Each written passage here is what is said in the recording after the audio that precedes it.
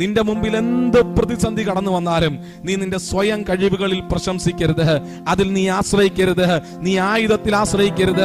നീ പിതാവുമായിട്ടുള്ള സംസർഗത്തിൽ, ആ സാന്നിധ്യത്തിനകത്ത് പ്രാർത്ഥനയിൽ കരുത്ത് പ്രാപിച്ചാൽ ഏത് പ്രതിസന്ധിക്കകത്തും നിനക്ക് പിടിച്ചു നിൽക്കാനുള്ള കരുത്ത് സ്വർഗത്തിലെ ദൈവം പകർന്നു തരും. നോക്കിക്കേ, ആ ഗതസമനയ്ക്കകത്ത് താൻ വേദനയോടെ ഇരിക്കുമ്പോൾ ലൂക്കോസിന്റെ സുവിശേഷം വളരെ വ്യക്തമായിട്ട് പറയുന്നു, സ്വർഗത്തിൽ നിന്നൊരു ദൂതനെ അയച്ച് യേശു ക്രിസ്തുവിനെ എന്ത് ചെയ്തു?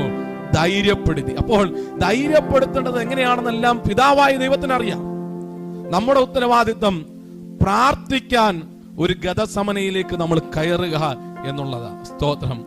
അടുത്ത നിമിഷം ശിഷ്യന്മാർ ഓടിപ്പോവുക.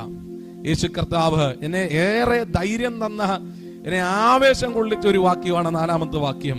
യേശു തനിക്ക് നേരിടുവാനുള്ളതെല്ലാം അറിഞ്ഞ് പുറത്ത് ചെന്നു. ദൈവത്തിന് ആ പ്രശ്നത്തെ അഭിമുഖീകരിക്കാൻ അങ്ങോട്ട് ചെല്ലുക.